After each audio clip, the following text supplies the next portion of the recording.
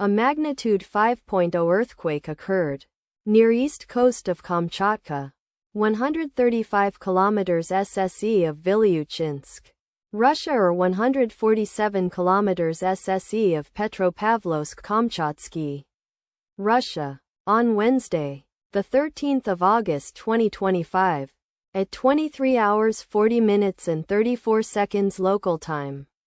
The quake had a depth of 10 kilometers and was not felt, or at least not reported so.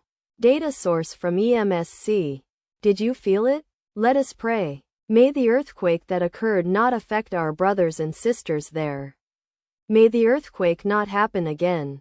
And may God protect everyone. Amen.